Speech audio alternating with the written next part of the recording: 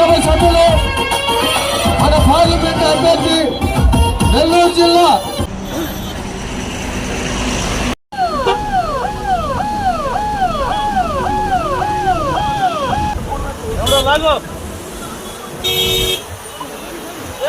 కొంచెం వీడియోలు పెట్టరా.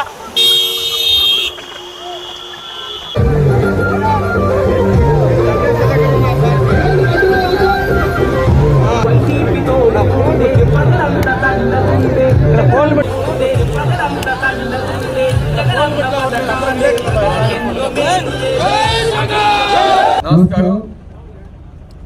గౌరవనీయులు పెద్దలు, గతంలో మనకి రీజనల్ కోఆర్డినేటర్గా పనిచేసిన వ్యక్తి, మన రాజ్యసభ సభ్యులు, మన నెల్లూరు జిల్లాకి పార్లమెంట్ అభ్యర్థిగా పోటీ చేయబోతున్న శ్రీ విజయసాయిరెడ్డి గారు ఈరోజు నెల్లూరులో పార్టీ కార్యాలయం ఓపెనింగ్ సందర్భంగా మొట్టమొదటిగా మన కావలికి విచ్చేస్తున్న సందర్భంగా ఈరోజు ఉదయగిరి నుంచి, అదేవిధంగా ఆత్మకూరు నుంచి ఈరోజు మన కావలిలో ఆయన రిసీవ్ చేసుకుంటున్న సందర్భంగా ఈ కార్యక్రమానికి విచ్చేసిన మన ఉదయగిరి ఇన్ఛార్జ్ పెద్దలు గౌరవనీయులు రాజన్న గారికి, అదేవిధంగా రాజన్నతో పాటు వచ్చిన నాయకులందరికీ, అదేవిధంగా ఈరోజు కావలి నియోజకవర్గం నుంచి వచ్చేసిన అన్ని మండలాలు మరియు పట్టణ నాయకులందరికీ, కార్యకర్తలకి అందరికీ కూడా నా ధన్యవాదాలు తెలియజేస్తున్నాం. ఈరోజు దాదాపు 400 నుంచి 500 కార్యతోటి ఈ ర్యాలీ విజయసాయిరెడ్డి గారితో కలిసి ప్రయాణించడం నిజంగా చాలా సంతోషం.